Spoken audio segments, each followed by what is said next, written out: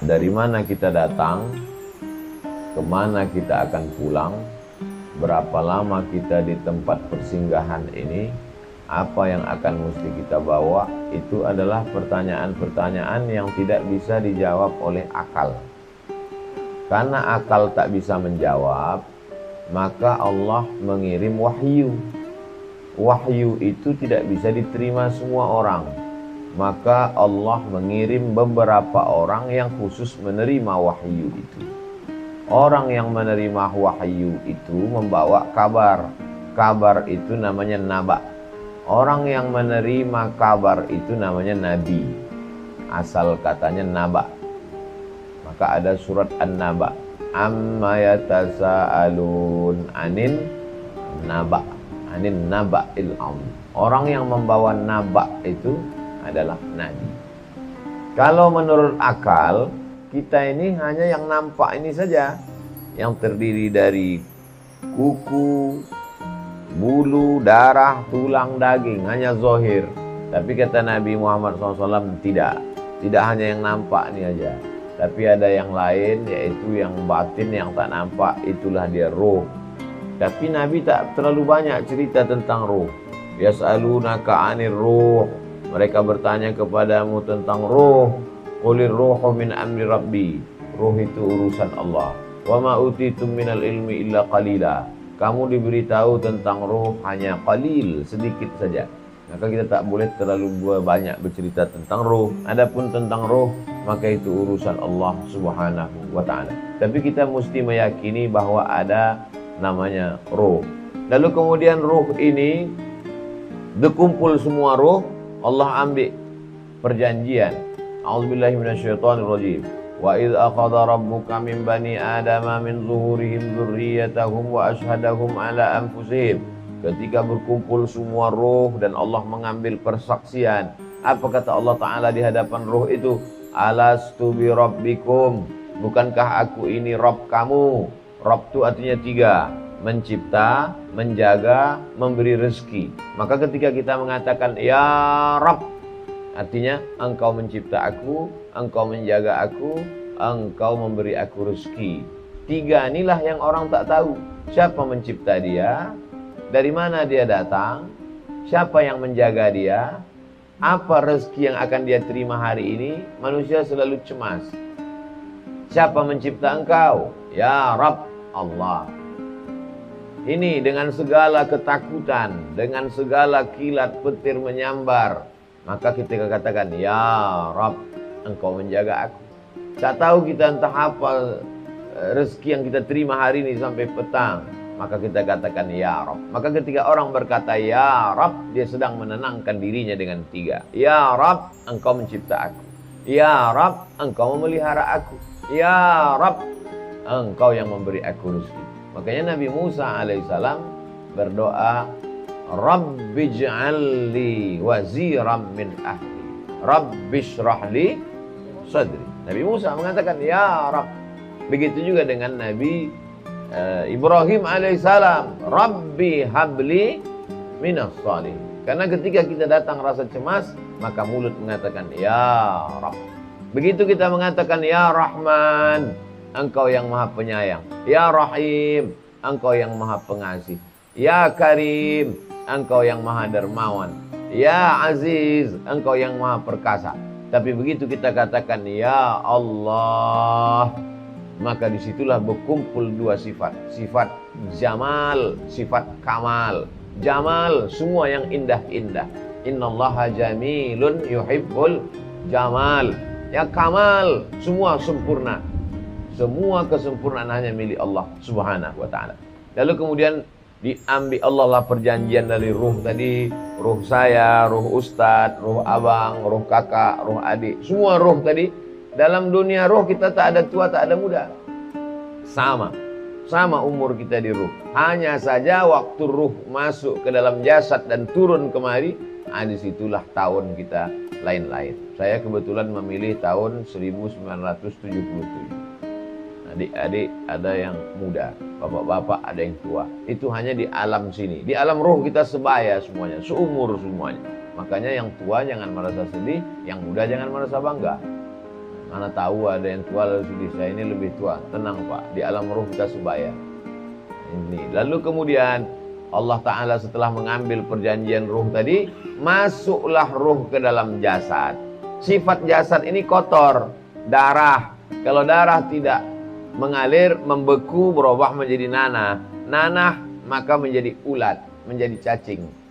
Maka orang mati dimakan cacing tanah, berulat. Cobalah kita buang sampah beberapa hari dalam tong sampah. Itulah sifat jasad ini. Darah, daging, tulang, kuku, bulu, sumsum.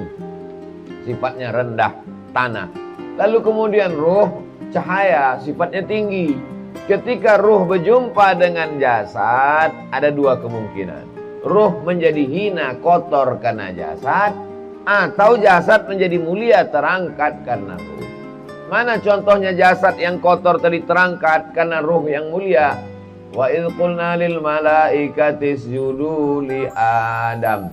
Kami katakan kepada semua malaikat, sujudlah kamu kepada Adam. Padahal Adam dari tanah, rendah, hina, kotor, bau, hitam, busuk. Tapi begitu berjumpa ruh dengan jasad, naiklah derajat tanah, maka malaikat-malaikat pun bersimpuh sujud. Tapi kalau ruh tadi memperturutkan jasad, itulah yang disebut Allah Ta'ala. Lahum qulubun la yafqahuna biha, dikasih hati tapi tak mau berpikir, tak mau merenung. Lahum a'yunun la yubsiruna biha, dikasih mata tapi tak mau memandang, tak mau menengok, tak mau mengambil pelajaran. Lahum adhanun la yasma'una biha, dikasih telinga tapi tak mau mendengar, tak mau mengambil iktibar. Ulaika kal an'am, mereka lebih hina, lebih rendah, lebih kotor, lebih busuk daripada binatang. Balhum adal, bahkan lebih hina, lebih kotor, lebih jelek, lebih buruk daripada binatang. Ruh dengan jasad berjumpa. Ruh, jasad. Begitu ruh berjumpa dengan jasad, berubah namanya. Kapur sirih putih, kunyit kuning. Begitu kapur sirih berjumpa dengan kunyit, berubah warnanya. Tidak kuning, tidak pula putih, tapi menjadi jingga. Begitu juga dengan ini. Ruh, jasad. Begitu berjumpa ruh dengan jasad, maka namanya berubah. Maka Allah panggil dia, ya ayyatuhan nafsul mutmainnah. Maka Allah memanggil orang mati itu tak ada Allah panggil, ya ruh, tak ada. Kembalilah engkau ruh, tidak. Karena ruh ketika sudah berjumpa dengan jasad, berubah, punya nama baru, namanya nafs. Nafs ini punya keinginan. Ruh tak ada keinginannya. Tapi begitu dia berjumpa dengan jasad, muncullah keinginan. Ingin makan, ingin minum, ingin menikah, ingin populer, ingin kekuasaan. Itulah yang disebut dengan nafsu syahwat. Nafs, diri saya ini nafs, yang terdiri dari dua. Ada jasad, tulang, bulu, kuku, sumsum, darah, daging. Ada ruh, tak nampak yang ada di dalam. Berjumpa ruh dengan jasad, berubah dia menjadi nafs. Nafs ini ada keinginannya. Keinginan ini disebut dengan syahwat. Zuyyina linnasi hubbus syahawat. Nafs diri tadi ada syahwatnya. Minan nisa, ingin perempuan. Wal banin, ingin anak. Zuyyina linnasi hubbus syahawati minan nisa wal banin. Wal qanatiril muqantarati, ingin perhiasan. Minaz zahab, emas. Wal fiddah, perak. Wal an'am, ingin binatang ternak, kambing, sapi, kerbau, onta, lembu. Wal hars, ingin punya kebun sawit, kebun karet.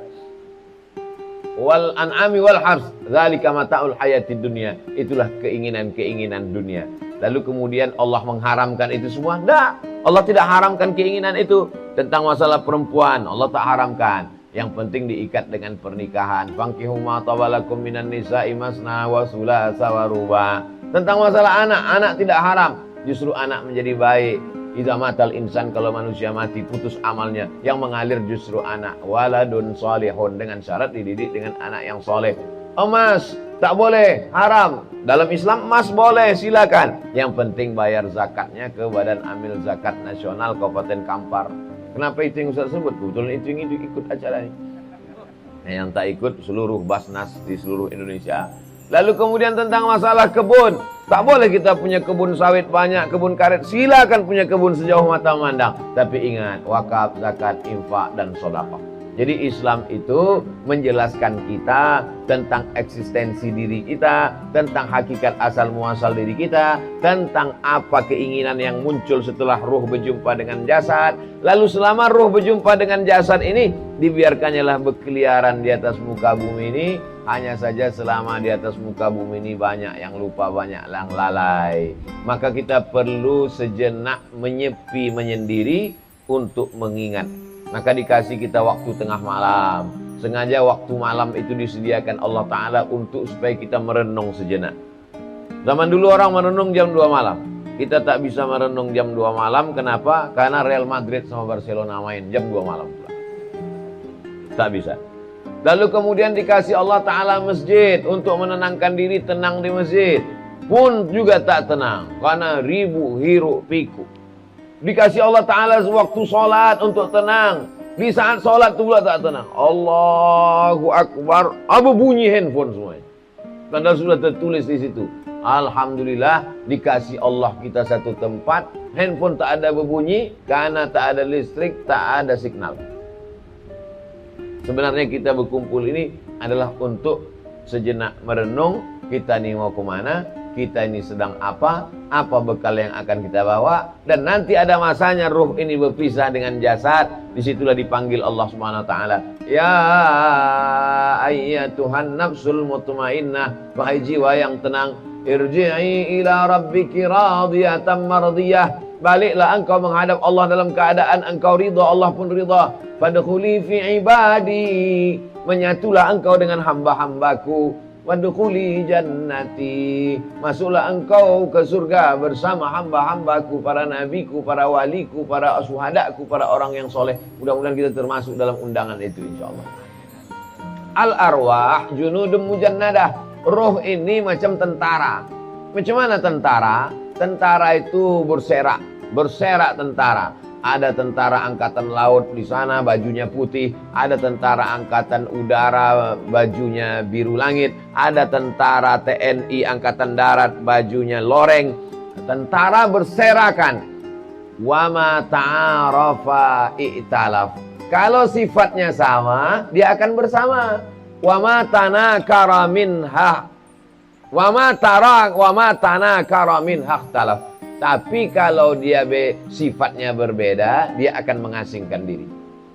Roh ini macam tentara kata Allah Ta'ala, bercampur-campur. Tapi nanti kalau sifatnya sama, otomatis dia nanti akan mendekat, merapat, menyatu. Tapi kalau sifatnya berbeda, maka otomatis dia akan memisahkan diri.